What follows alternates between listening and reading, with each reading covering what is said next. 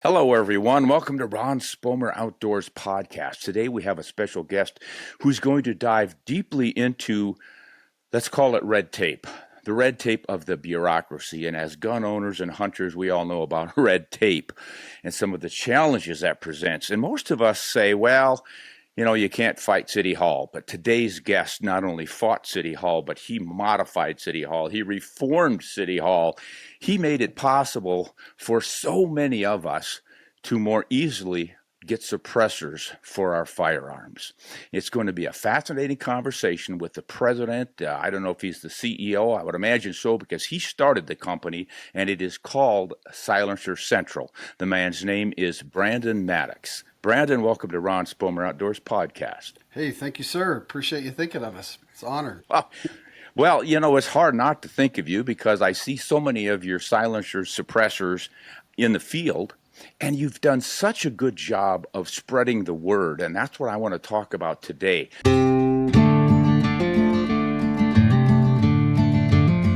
Now, to clue people in as to who you are, as I remember, you told me this story a couple of years ago. You were a pharmacist. Yep. Did you grow up in North Carolina? Was it? Yes, that's where I went to school. Yep. My parents live in North Carolina. Yep. Okay, and then you ended up in South Dakota because you had a girlfriend.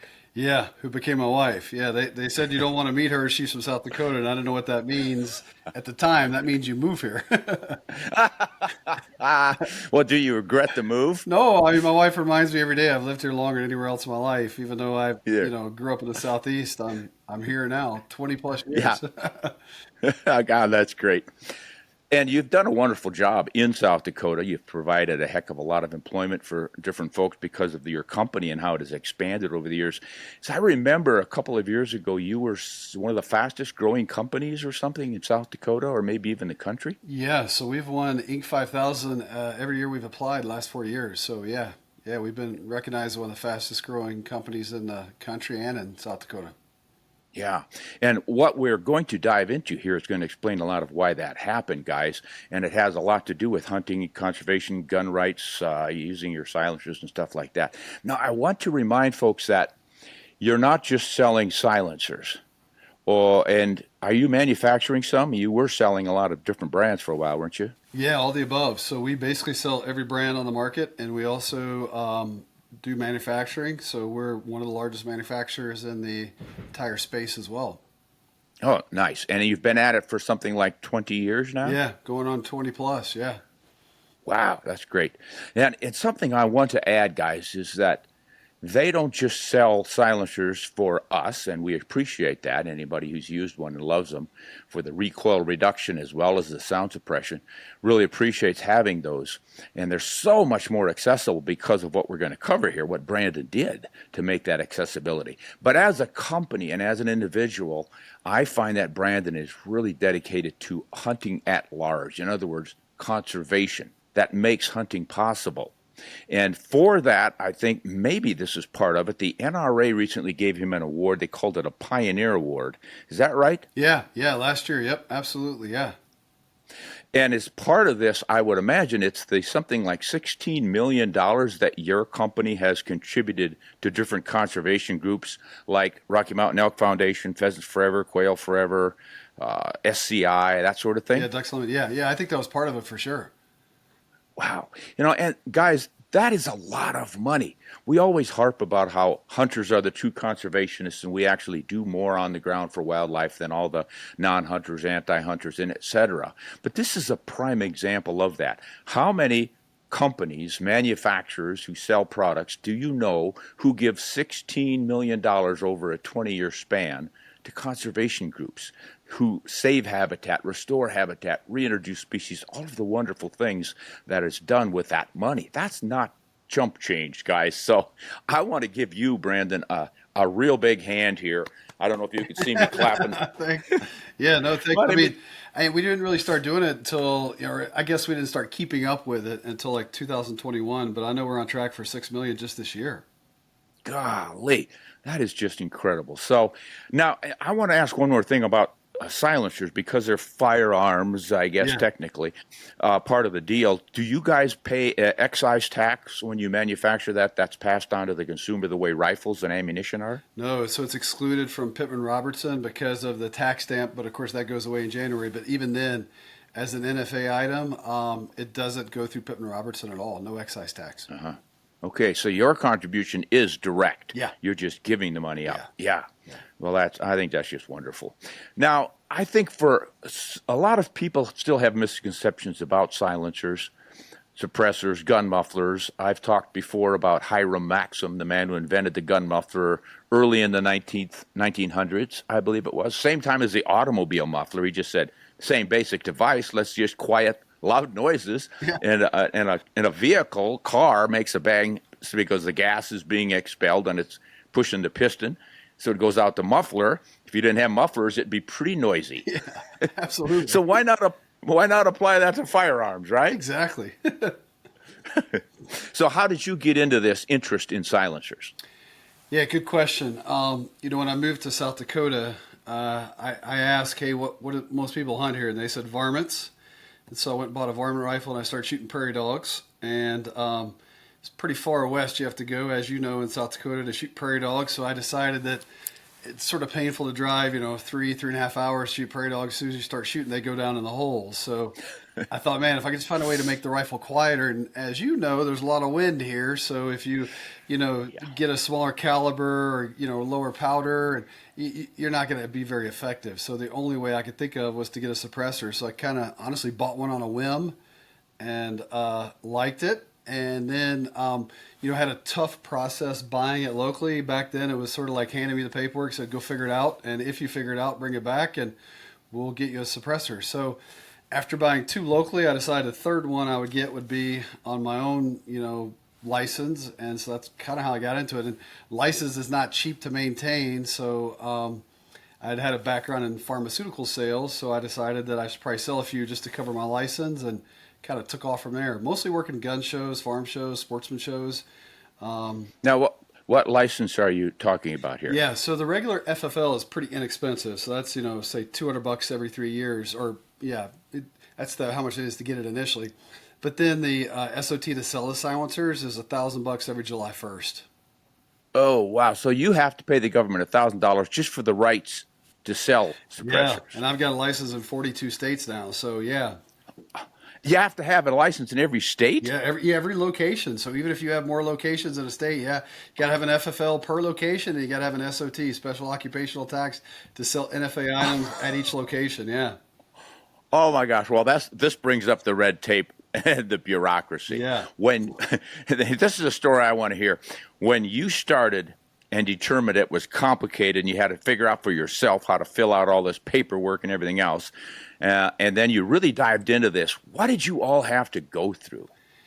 Yeah, good question. So I would say the first thing for me is, the Dakota Territory is who puts together the gun shows here. So I would work shows like, say, in Aberdeen, and I would see that most of the customers in Aberdeen, probably half, were coming from North Dakota, and I couldn't sell to them because I didn't have a license there. So I ended up getting a license there, and then I realized really quickly that I had no idea what I was doing. Do they have to be an employee? Can they be 1099? Can they be W-2? Do they have to, do I have to take out all the, state tax? Do I have to pay rent? There was all these do I have to ship the silencers to him and then he ships them, or can I ship them from here? And does the paperwork stay here or there? I mean, there were so many things that, to be honest, I didn't know anything about. And I called the ATF and asked them, could they help me figure it out? And they were honest, because St. Paul is where our ATF is based in Minnesota, and at that time silencers were illegal in Minnesota, so they were real honest. We don't really have much, if any, experience. We can't answer your questions. Well, wait a minute. Hold it. Oh my gosh, just getting goofy already. ATF, that's the Federal Bureau of Alcohol, Tobacco, and Firearms. Yeah. I don't know what the similarity is between all three of those. You don't drink smoke. You don't firearm smoke. I guess that ties those two together. I don't see where the alcohol comes in. Yeah. And I know what it is. They're all intoxicating. Totally. Yeah, so I called them. They were fair. They were honest. They couldn't provide a whole lot of, I guess, regulatory advice for me. And so they told me to call the NFA branch in West Virginia. I called there. I couldn't get any help. I mean, they're like, we're not really set up for phone calls and answering questions about, how to follow the rules. So, fortunately, I called the National Shooting Sports Foundation, the folks that put on SHOT Show. I'm actually on their board now, believe it or not. But so it all started when I called them and said, "Hey, I have no idea what I'm doing." And they have a nice service where they'll send out a former ATF person, and then they'll subsidize the price of it. So I had to pay like maybe a daily fee for him, and then they paid his flight and hotel, and it worked out. I mean, it was something that I could justify financially. So the guy was a former deputy assistant director at the ATF. It hadn't been that long ago. He retired. So he came to my house because at that point I was operating from my house. He went through all my books and he did an excellent job of really scaring me to death. He basically, at the time I was just like in shock. I was so scared. I guess he could read it in my personality. I didn't want to do anything wrong. I was kind of a rule follower. So he's like, "How do you think you'll do in wearing orange?" I'm like, "What do you mean?" He goes, "Man, you're breaking all kind of rules." And I'm like, "What do you mean? How could it be breaking these rules?" So he did a good job of scaring me. So I would say he taught me two things during that 2 day, and it was Wally is his name, Wally Nelson. He's up in Virginia, but he did a good job of doing two things for me. One, he helped me realize that no one's going to hand feed you the rules and regulations. You got to know them 100% yourself. And if you don't know them, you're not going to be able to scale your business. And if you don't know them, you're putting yourself at risk, your employees, your customers. So if you want to be an expert in the rules, it's on you to figure them out, is basically that was one thing he taught me.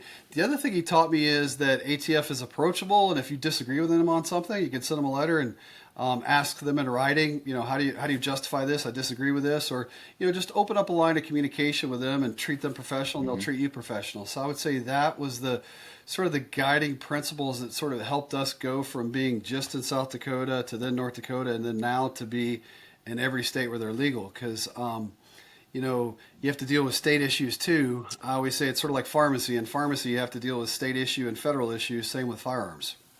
Huh. Oh, so your background as a pharmacist really helped you out in this whole thing. Yeah, it's interesting. The building that we're in now here in South Dakota used to be Tell Drug Pharmacy, and they were a mail order pharmacy, and they would ship 40, 50,000 prescriptions a day.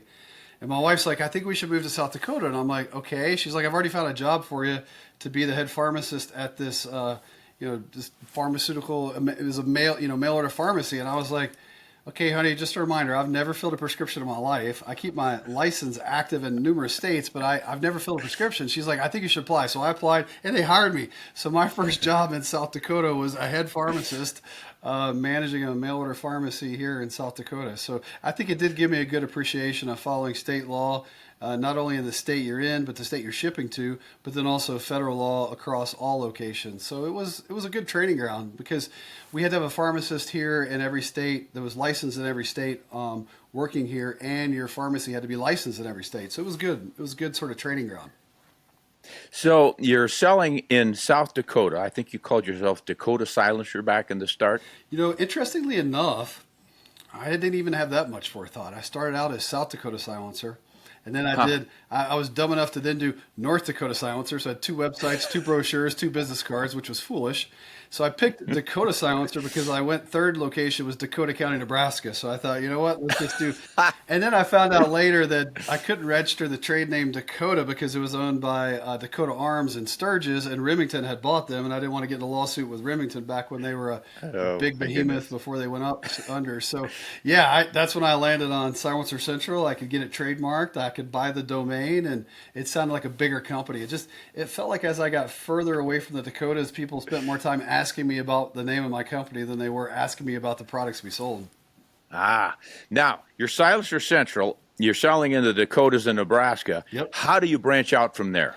Yeah, so again, I have to have an FFL, a federal firearms license, and an SOT in each location. I started out like, we would basically work events, and then, I would have employees that mostly had day jobs, and they would help me on the weekends working events. So, it was a natural progression. I mean, you work a show in Sioux Falls, and people come here in South Dakota from Nebraska and Iowa, and at that time they were illegal in Iowa, and they were illegal in Minnesota, so I couldn't get licenses there, but I would just kind of pick off all the states that touched South Dakota. I'd work the Rapid City gun show, and people would come in from Wyoming, so I got a license in Wyoming.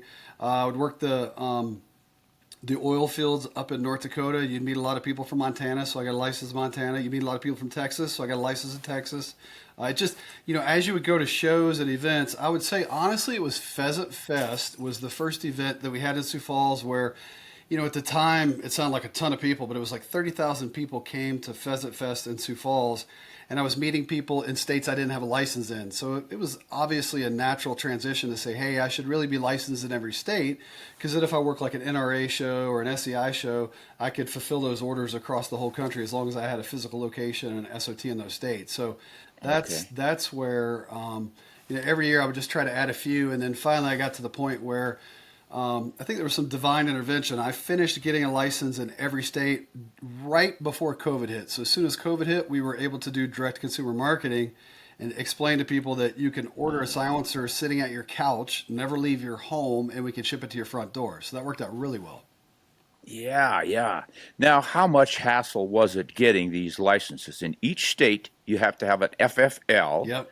Do you also have to have what they call a Class 3 license? Yeah, so they call it the SOT. Yeah, I mean, it was difficult to honestly find employees and locations in all the states. So that was a lot of work too. And then once you found a place and a location, then typically you got to go before the zoning and make sure zoning will approve it. And I can tell you that, years ago I wrote a book, ffl123.com, that helps people get their federal farms license. And I think if I had not written that book, I would have never taken on the daunting task of getting a license in every state that their silencers are legal. Because I had helped, at one point I'd had, over 100,000 customers of people that I'd helped to get an FFL. Obviously, most of them, may not have kept it, but I helped so many people get their federal farms license in states and cities all across the country. I got very familiar with sort of the bureaucracy and how to break through it. I'll tell you one thing that helps a lot that I do give credit to the NRA over the years is firearms preemption laws. Most states have a statute that says that you can't create firearms laws in local areas. It has to be done through the state at a state level, which is very beneficial. I mean, it gives the state legislator a lot of power, but also it keeps you from living in a state where maybe one state, you don't want Watertown to have, age of 30 to own a handgun, and then, Yankton wants you to be, 18, or so, just to keep a uniformity. It's probably was not as difficult to get past, but most states do have that, which helped, because you would go before some of these zoning boards and they would say, no, we don't want a firearms dealer or mail order, anyone selling silencers in the city. And then you say, well, if you look at the state preemption laws, you can't discriminate against me just because you want to. You may think you have the power to, but you can't. So there was a fair amount of that from a zoning perspective, which is difficult because the ATF usually is on the sidelines and they say, hey, we need written confirmation that you can get a license here. So good luck figuring that out and getting that approved by local zoning. And there's some cities out there that even though they have that, they'll find ways to keep you from, getting a license from your house. Like they'll say zero traffic, and you can't really have a federal firearms license unless you have some traffic, unless you're only a gunsmith. So, there's a lot of cities that do a lot of different things. But I would say the hardest part was finding employees in all those states, finding locations. That was tough. I mean, I'd go home from work every night, and basically I have to register our LLC that's based in South Dakota to do business in that state. Then I'd have to apply for a sales tax license, and then I'd have to go about trying to find a location, and then I would have to meet with the ATF there. I think that was interesting.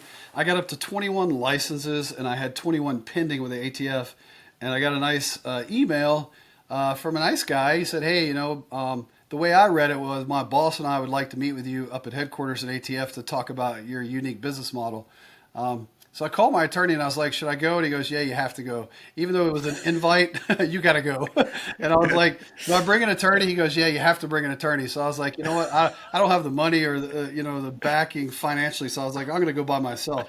So I go up. Oh my gosh. Yeah. So I go up to DC, and by this time I know ATF really well because I mentioned earlier Wally Nelson had helped me get really good at communicating with them, and I challenged them on quite a few things professionally. So there was no hard feelings, but I show up into a room in DC, and there's about 30 to 40 bureaucrats in that room, and then all the ones that weren't in that room were on a conference call piped in from other parts of the country. So so it's you up against 40 some bureaucrats? Yeah, it was pretty interesting. Yeah, I mean, I could tell there was no timeline for the meeting. It was until they got done, sort of telling me what they wanted me to do.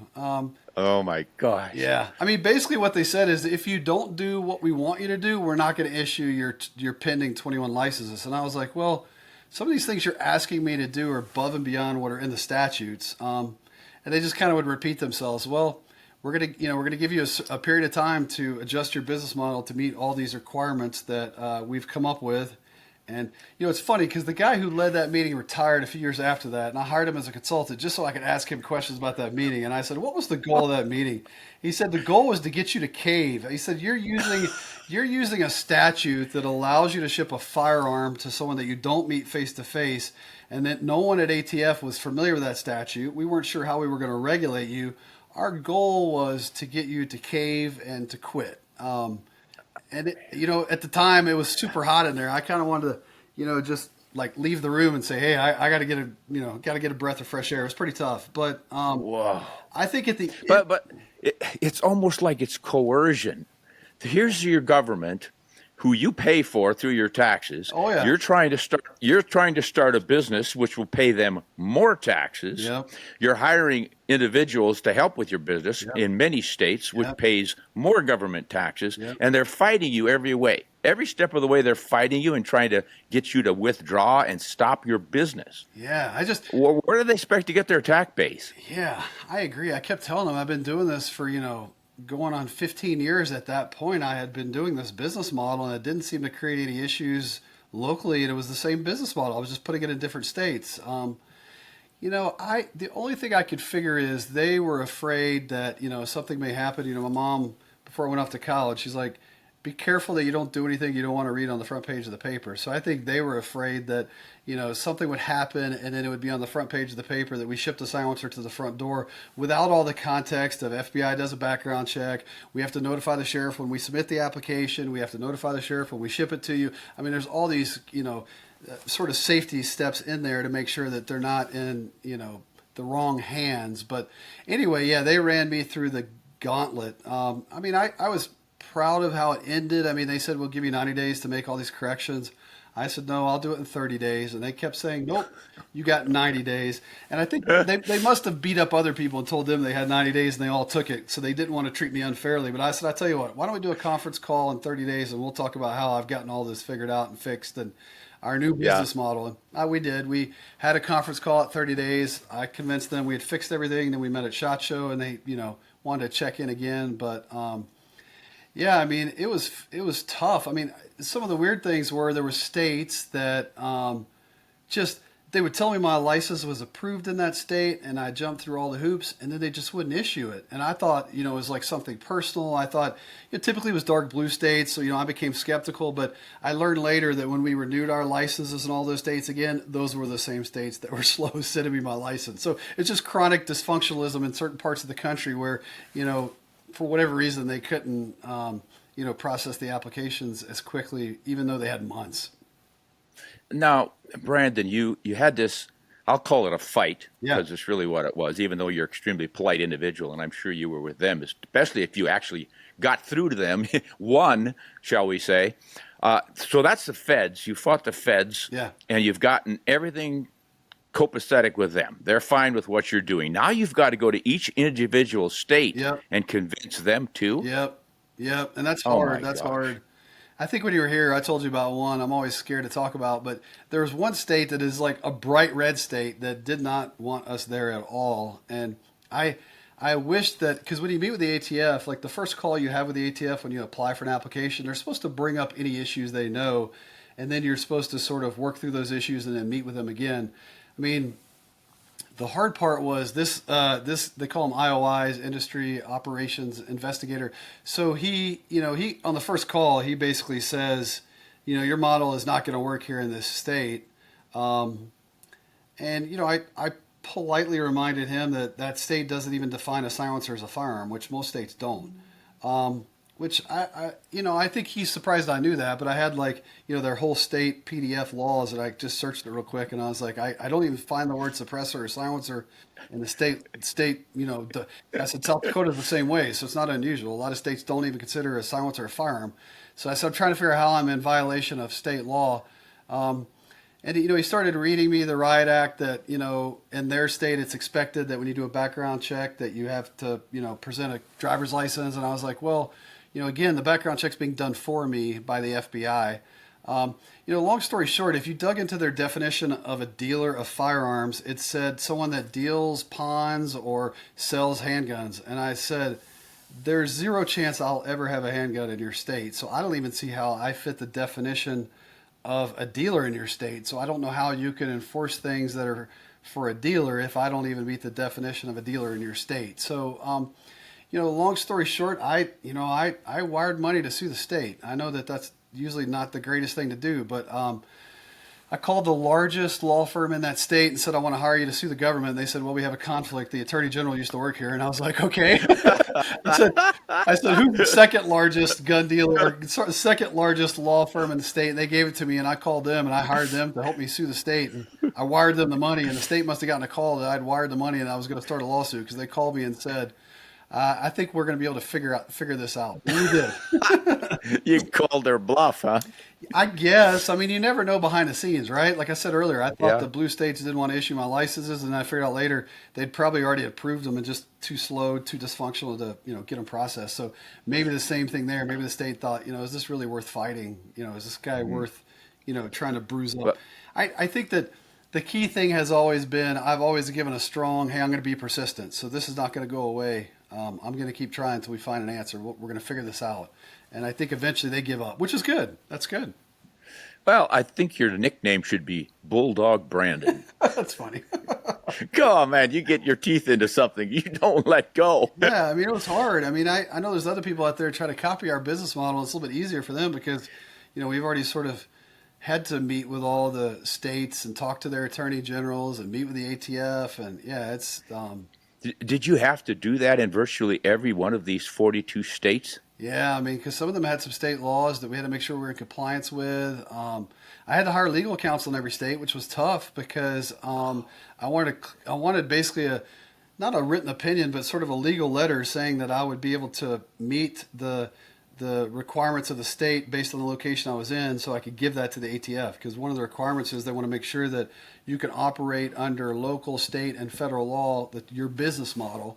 And I didn't want to give them a ton of information about our business model than I had to, so I had to hire legal counsel, which again was hard. Most people that are experts on firearms at a state level are typically criminal. They defend people who've done something wrong, and those people are not as in tune with the state laws dealing from a regulatory standpoint of regulating businesses. So, I mean, it was very costly, and of course I keep those connections and I keep those letters on file. So if it ever comes up, it seems like ATF always likes to revisit this business model. They decide they don't like the idea that we've made it easy for you to buy silencers.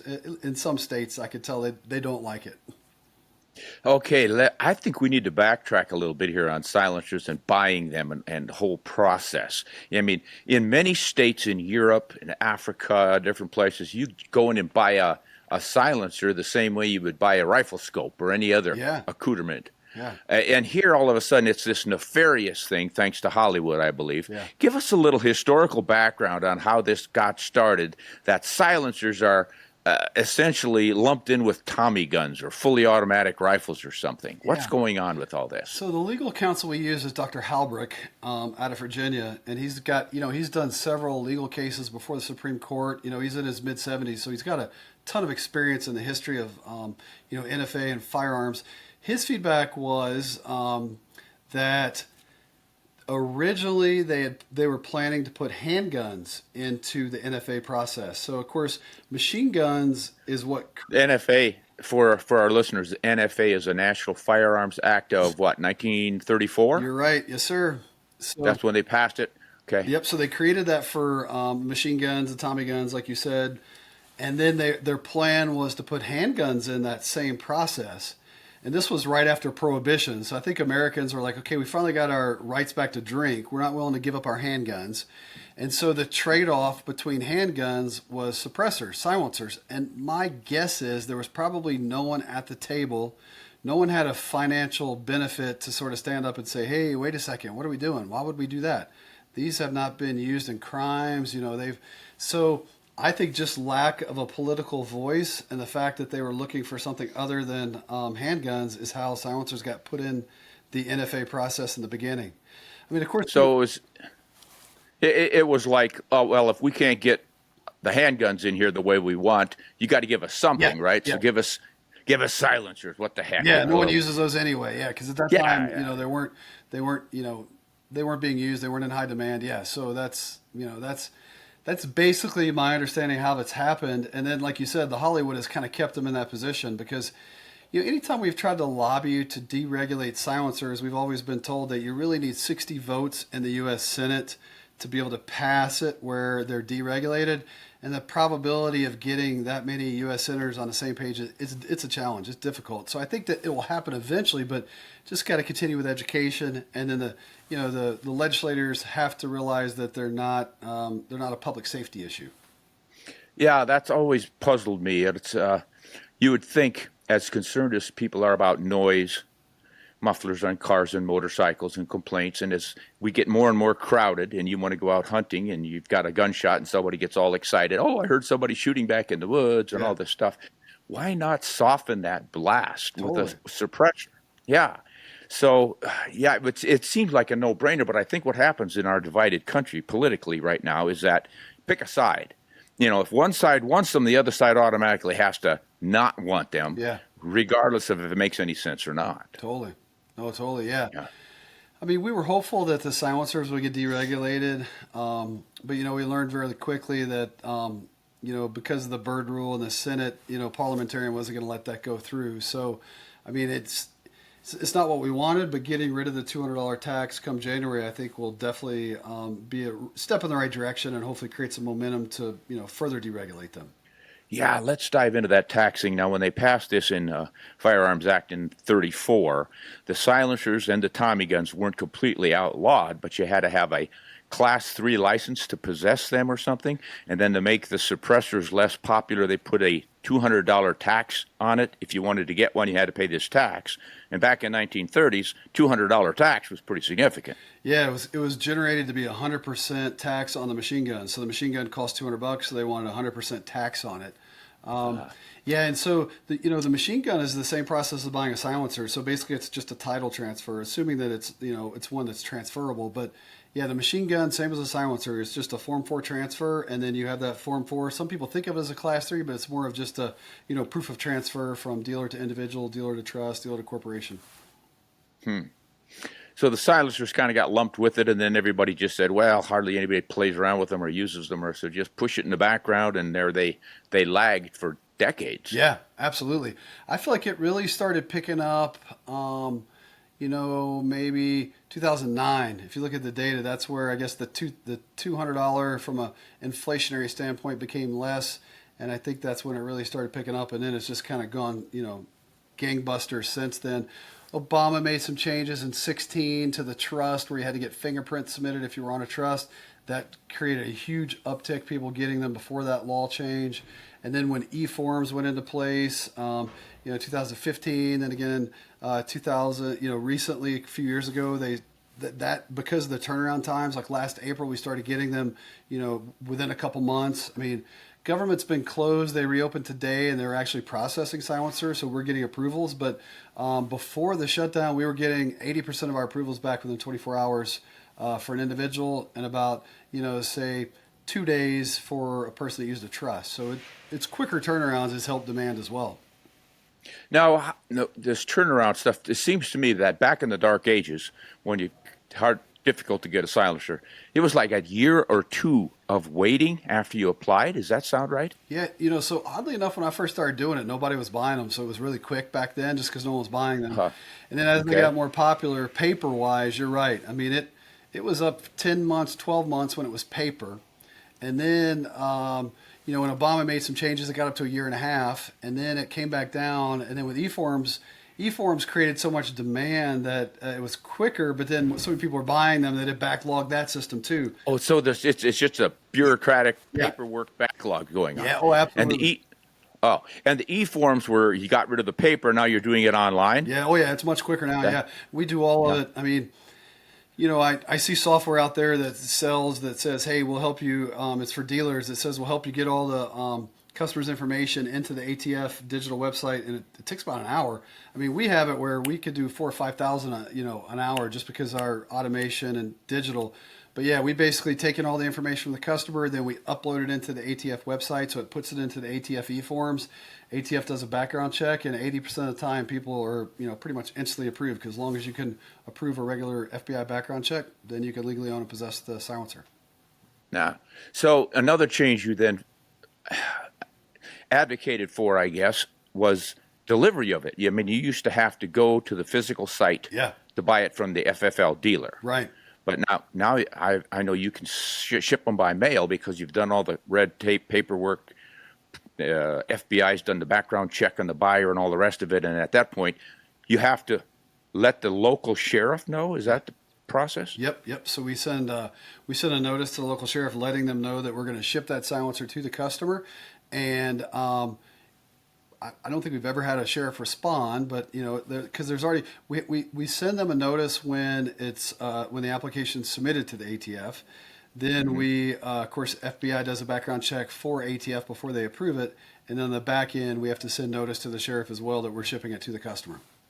So the local sheriff is sort of your last line of defense or offense here. He's going to say, hey, no, wait a minute. This is kind of a nefarious dude. I caught him selling drugs before and all this kind of stuff. He might not be in the books yet, but I don't think you want to, okay? Yeah. And also, if there was some kind of local or state law that prohibited people in that particular area from owning them, the assumption would be that the sheriff would, have an awareness of that as well. So, yeah, that's and again, all this was created, back in the 30s, and then even the Gun Control Act in 68. So, I would say that, obviously we didn't create those federal laws that allow us to ship the silencers. We just pieced them all together and sat down with ATF and said, hey, because I had the first variance that allowed me to ship a silencer to someone's front door, because the form that the form you were supposed to use for that statute was no longer in print and had not been in print for a long time.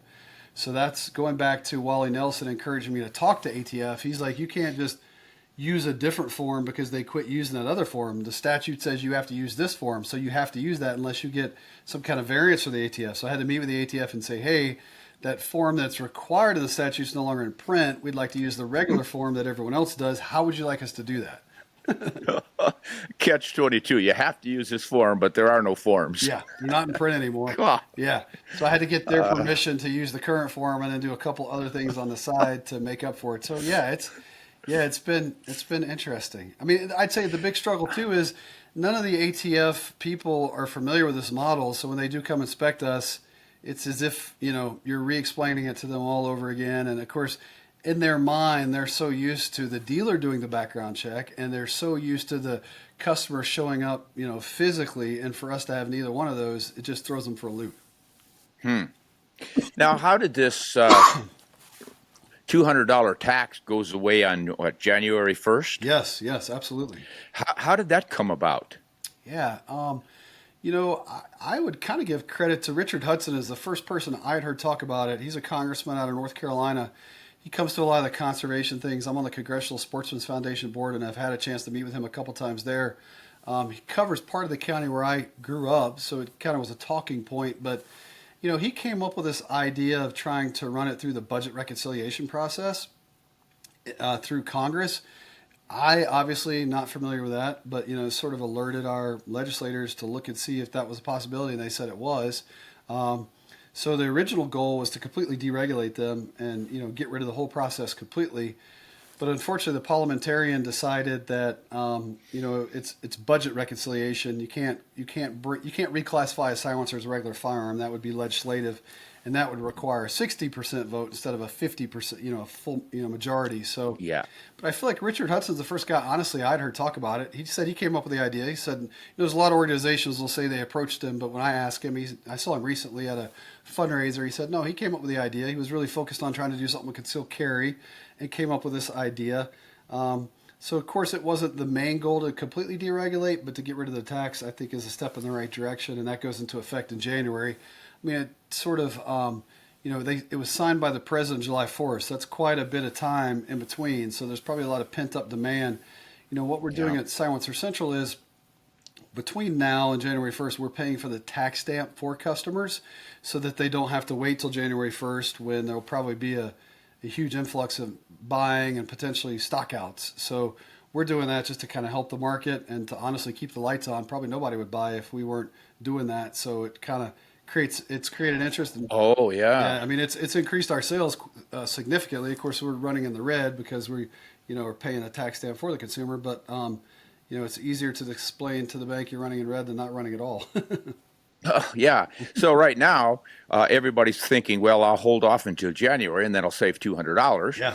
But the other side of that is everybody and his dog is going to wait till January, and suddenly your 2-day or 4-day waiting period turns into maybe several months or something because there's such a pile up. Yeah. And Traffic jam? yeah, and I mean, of course, we sell all silencers, so we talk to all the manufacturers, and none of them are really full of cash right now. So I don't know how many silencers they're going to be able to put on the shelf, getting ready for January 1st, because there's always going to be a max of how much your bank's going to lend you to put in inventory that you're not going to sell for 6 months. Yeah. Well, that's there's always something. Oh, huh? no, totally. Yeah. Going back to the red tape and bureaucracy. Yeah. I go to church with John Thune, so it's been interesting to kind of talk to him about it. And of course, he's like, well, this should benefit you, right? And I go, yeah, it would have benefited me more if you got rid of the whole thing completely. And it would even have benefited me even better if you'd gotten something that was enacted rather quickly instead of 6 months. Challenges. Well, I imagine you can meet them. Now, let's dive a little bit more into silencer suppressors and what they are and all. There are still plenty of hunters out there who are old school, kind of like me. Yeah. I've been kind of dragged into this kicking and screaming, but once you come of age and you've done a bit of hunting and shooting and you're used to your rifles and this is the way it works, you're just comfortable. Why try something new? Sure. But boy, when you borrow somebody's rifle and take a couple shots with a silencer on it, you understand immediately what the benefits are. 100%. Go ahead and tell us what those benefits are. Yeah, I usually say that of all the years I've been doing this, I've never met anyone who shot with a silencer who didn't almost immediately say, I'll never shoot again without one. I mean, it's that big of a change. Because you're right, a lot of people are like, I like it the way it is, I'm familiar, da-da-da-da. So the benefits are going to be, obviously, you mentioned reduces recoil, which is a big thing, especially if you have a younger shooter or someone that shoulder problems or, most people don't like recoil as it is. So if you can almost caliber up, but then actually still go down from the recoil, that's a benefit. The other thing, too, from a hunting perspective, I find super popular when I first started here. Had it not been for coyote hunters, I would have never had as much luck as I did in the Dakotas. But typically, if you shoot at a coyote and you miss, they can't tell where it came from. So since they can't, Or if you're using a silencer. yeah, exactly, yeah. So when you they'll still hear the shot and they'll hear it go off, but they kind of look around like they can't tell where it actually came from, so they don't know which direction to run. A lot of people they'll run towards you because they'll hear the bullet drop behind them and they'll think that's where it came from, and then they'll come running at you. So there's benefit there. I mean, I could think of numerous examples. Maybe even we were out on that oryx hunt in Texas where there's 3 or 4 surrounding, and you shoot one, it drops, and the others are kind of looking like, I wonder why he laid down. I wonder what's up with him. It's just kind of, crazy how there's a benefit there. You see it increase your accuracy too. I know some people are afraid it might hurt accuracy, but just a reminder that hole through the middle of the silencer is bigger than the bullet, so nothing touches. And having that little bit of extra weight on the end works the same as like a bull barrel will, so you end up not getting, you get a little bit tighter groups, so you'll see it'll enhance your accuracy. So that's a bit of I've sure seen that. I've seen all that. I didn't really think about the reduction in recoil, but when I think about it and shoot one and a break on a similar rifle, it's about the equivalent. It feels like it to me, like I'm reducing recoil about the same as I would with the break. Yep. Except for with the break, I'm blowing my ears out even worse. Totally, true. So the suppressor's got 2 huge benefits right there. You've reduced recoil. You've reduced that darn sound blast, which made me deaf. Yep. But I hadn't really thought about the animals and the lower sound. Now, I've heard guys say the same thing about hogs, pigs. When you're on a feral pig shoot and you've got a sounder of a dozen pigs out there, you don't just get one shot before they all scatter. They kind of mill around and what's going on, and you can get a couple more in before they kind of figure out where they should go. Yep. So, wow, those are 3 really big benefits. Anything else? Just like we talked about, get another shot. I mean, most guys don't like to admit they miss, but if you do miss, in most cases, you probably are going to get another shot because they're not going to. Again, they're either not going to be scared off or they don't know which direction to run in, so they're almost stunned. Yeah. Well, see, you and I don't have that problem. We've never missed a shot, so we don't know how that works. But Exactly, yeah. I've heard people talk about it. Exactly. Now, the downside to suppressors, big, ugly, hanging off the end of it. They don't call them a can for nothing, right? Yeah. Well, I'd say a lot's been done to improve that. Like I don't know. You've probably seen our backcountry. I mean, it's 5.5 inches long. It's super light, all titanium, Yeah. made for hunting. So there's been some improvements I would say over the years as far as lightweight titanium, and also still really really quiet. I would say the only negative probably to the suppressor is in people's head. The negative is the process.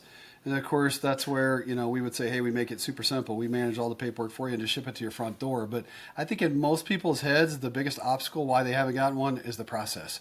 So it's just, it's just reminding them that, hey, we've spent 20 years like fine tuning this. We could digitize the whole process and make it super easy.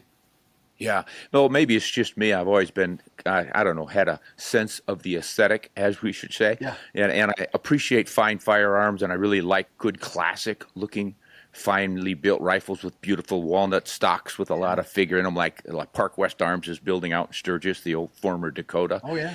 And I just can't see hanging a suppressor off of those, It's, I'm not going to put one. But a modern rifle, a synthetic stock, and all the different things, and especially the chassis styles and all the rest of it, well, what the heck is another piece hanging off of those? You can hardly find the rifle underneath all the accoutrements they put on the darn things anyway. Yeah. So...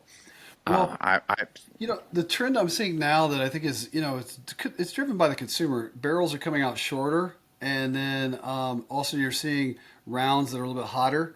You see the 7mm backcountry from Federal. Yeah. I think there's going to be other manufacturers coming out with similar products, if I was guessing.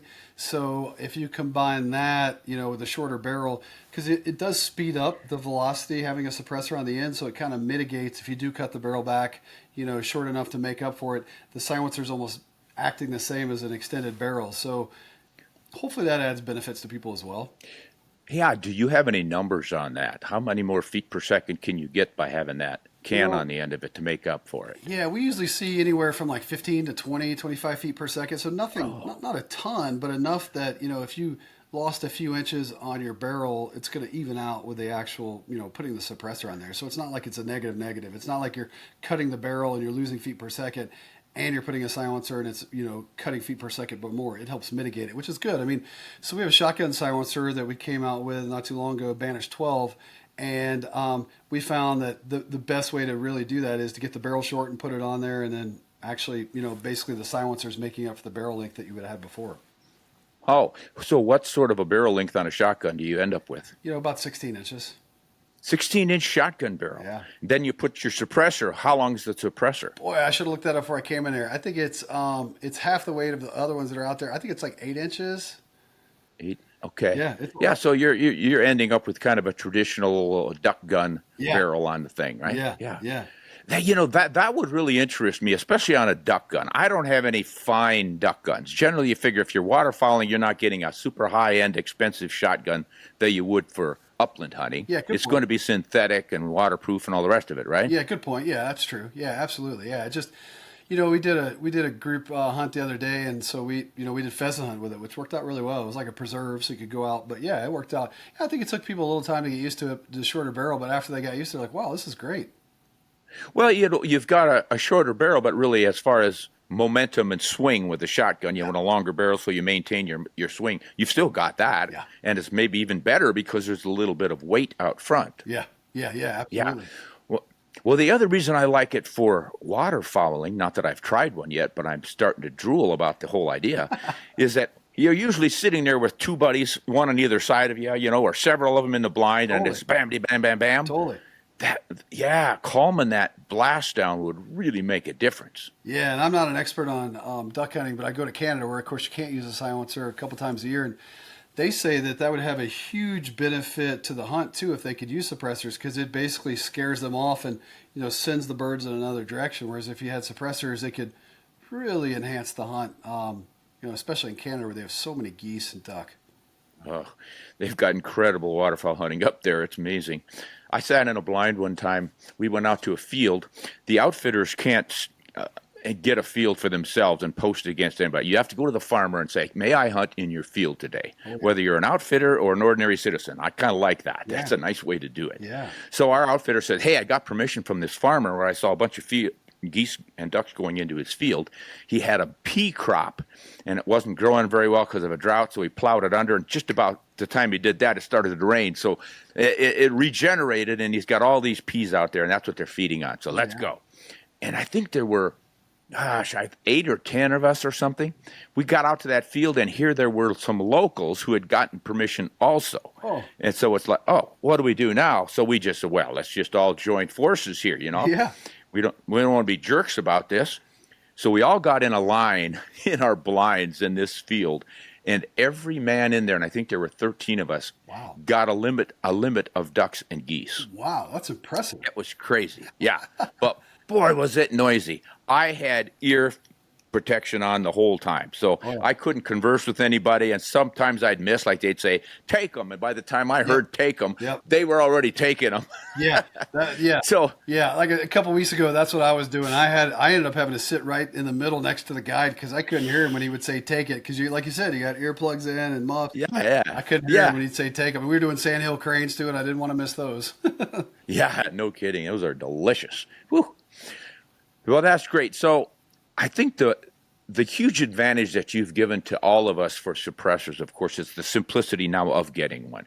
Whether you go through your local dealer, which other brand you want to get, or try your system, which is pretty much all through the mail. And also, and I remind you, when I got one from you guys, the assistance I got on the phone was invaluable. No, good. Yeah, we have a whole call center here, which is unusual. Oh, that worked out. Yeah, yes. Even when I'm doing the paperwork, and I'm an English major, I understand English language, but English language and bureaucratese are not necessarily the same language. Right. True, so when you start reading this stuff, you go, do I understand them properly or do I not? So I called your call center, and the gals just jumped on with me and said, no, we'll do this, and this means that, and this is the one you're going to do. And it was so simple. I just breathed a sigh of relief. Perfect. And then it was pretty much sit back and wait for the process to work out, which didn't take long. And next thing I know, there's an email saying, well, your sheriff has been notified, and you've been approved by the government. The FFL dealer stuff is all good.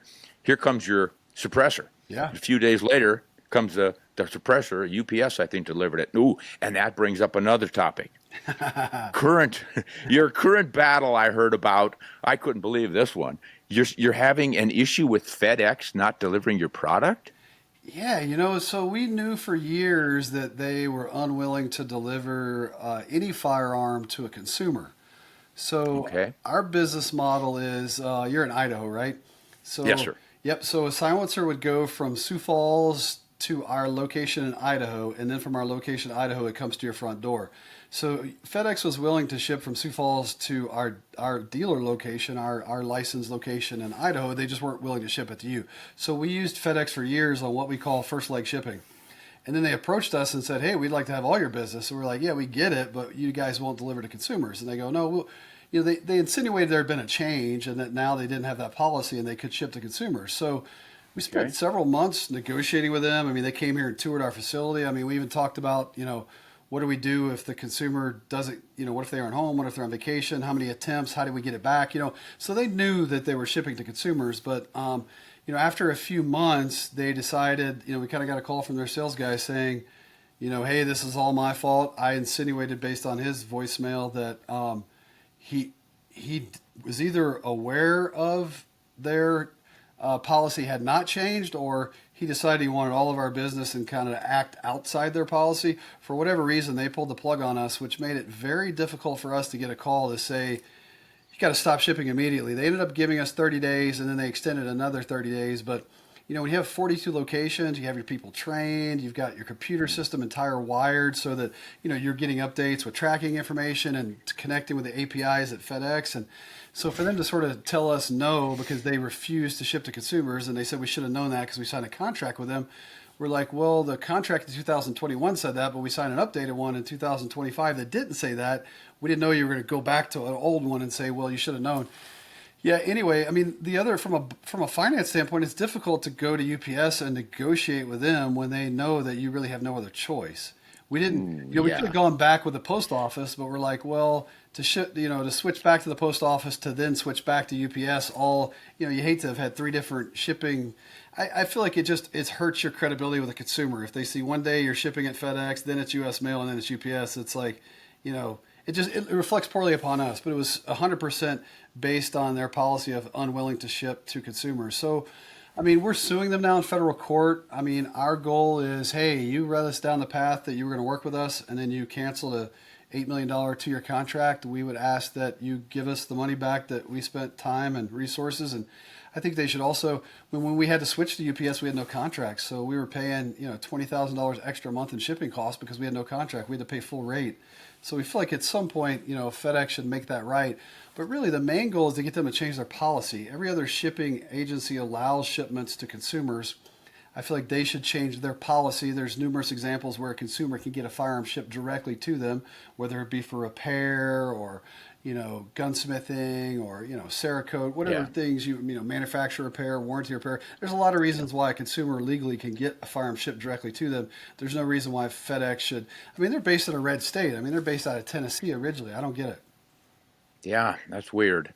So you don't think it is an anti-gun sentiment at the top of the company? I think it is. I talked to. You think it is? Yeah, I talked to. I got a call from the Attorney General in Montana, and he said, "Oh yeah, I went rounds with them on this a few years ago, where they weren't letting some of our suppliers ship stuff amongst themselves, and so he felt like there were several people at the top that were anti-gun, and just for whatever reason decided that they want to have a policy they're unwilling to ship firearms to consumers, and we kind of got sucked into it." Yeah, this reminds me of some of the recent attempts by different banks to not extend any kind of credit or not to work with anybody who manufactures firearms or deals in them in any manner. And it's like, this is un-American. I'm sorry. Yeah. We have laws and regulations, and why do you get to cherry pick? I don't get it. Yeah, I mean, it's happened to me quite a bit, so I can speak from experience. The hard part is I use the largest bank in South Dakota. They have like 20 something locations. They're privately held, so they will lend money to me. But at a certain point, I think we've probably maxed that out, and so they just legally can't lend anymore. Between my business and whatever personal house stuff like that, they can't lend me anymore. So then you have to find a bigger bank. And until Trump recently did an executive order requiring banks to not discriminate for businesses that are in lawful commerce. Mm-hmm. So that's helped me. I was discriminated against by Wells Fargo when I tried to buy my first building. Then it was U.S. Bank, and then Citibank's had trouble with me on credit cards, and then recently J.P. Morgan. So yeah, I've been there. It's tough.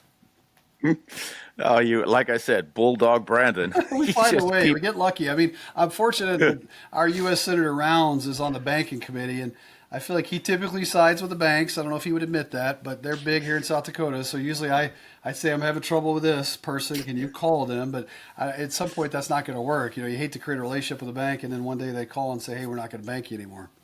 Yeah, crazy.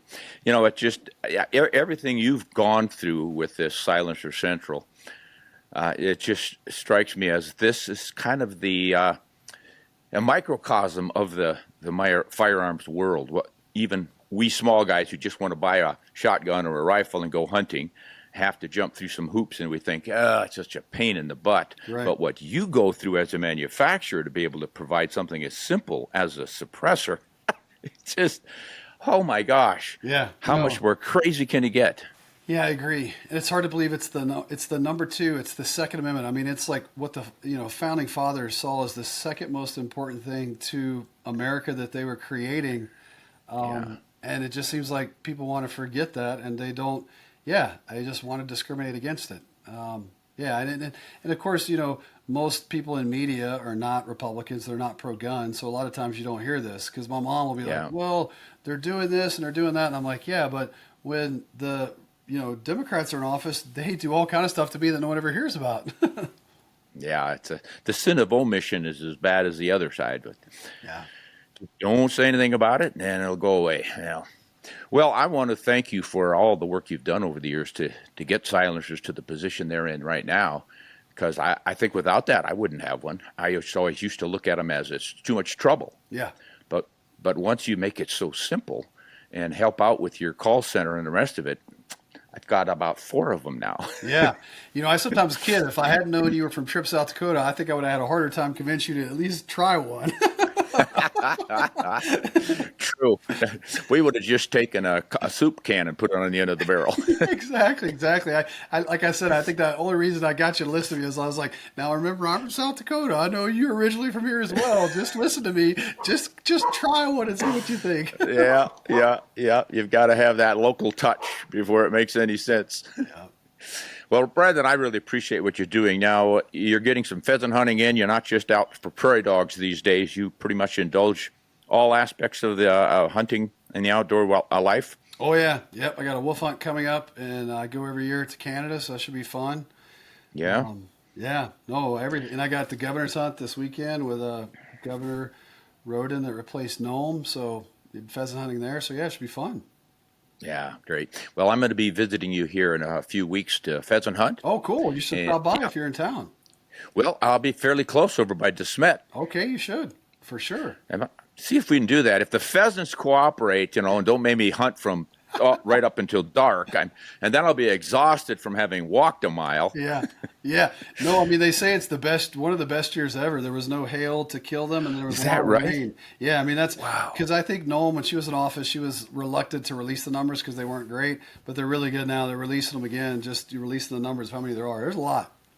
Oh, great. Yeah, we just opened our season this weekend. So right here on my ranch, we cultivate for pheasants and all the upland birds. We don't farm and ranch other than food plots for wildlife and stuff like that. Cool. So I am really loving my opening day pheasant hunt because I take my setter, Covey. It's our special time together. Yeah. Our little tradition. And I just say, come on, let's go see what we can find. No stress. We don't have to cover miles and miles. We don't have to drive anywhere. We literally walk out the door, load the shotgun, and we're hunting. That's awesome. And we got a rooster about probably an honest 80 yards from the front door. Oh, wow. That's great. Yeah, she goes on point. The bird gets up. I had to actually hold my shot because the house was in the background.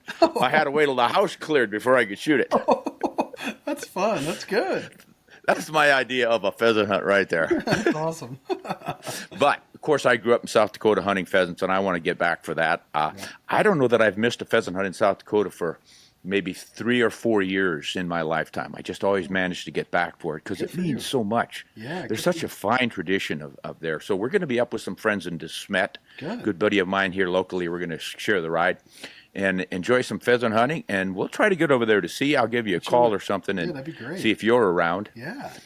And then right after the pheasant hunt, we go West River deer hunting. We've got tags for whitetail out west. Oh, good for you. That's great. That's perfect. Yeah. Going to be with some old high school buddies. Have a good time. Yeah. Love it. And I might even have a silencer on the end of my barrel. There we go. I still have breakfast on Tuesday mornings with Bob Weisner. I think he was in your class too, right? Yes, Bob Weiser and I grew up together on the farms. I mean, we went out in the chicken barn and gathered eggs and shoveled the manure out all the things you do as a farm kid in South Dakota. He and I went way back. Our families are kind of a little bit related and stuff, and his folks and my folks were good friends. We'd have card parties and different things. So, yeah, say hi to Bobby for me if you see him. Yes, sir. Been a few years since I bumped into him. So, good old South Dakota. It's like good old days coming back. Absolutely. Well, Brandon, thanks again for all the work you've done for all of us hunters who now can enjoy silencers a lot more easily.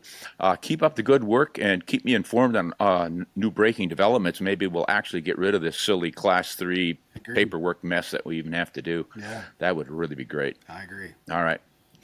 Say hi to everybody there for me. Sounds good. Thanks for the opportunity. Take care of yourself. Enjoy your hunting season. Yes, sir. Hope to see you soon. All right, everybody. This was Brandon Maddox with Silencer Central. As I said at the start of this man has done a lot of pioneering work to make it a lot simpler for us to get these sound suppressors on the front of our barrels so we don't blow out our ears and feel the recoil and all the wonderful benefits you get. If you don't have a silencer yet, try to find one that you can test fire. I think you're going to fall in love with this whole idea. I certainly did. I will always have some of my old classic traditional rifles that don't have a suppressor on front, but boy, more and more I'm finding that most of them do, and it makes my hunts a lot more easy and pain-free, and I don't have to go digging in my pockets for some plugs to put in my ears before I launch that shot. So thanks again, Brandon. We'll see you later. It's good. Hunt honest and shoot straight, everybody.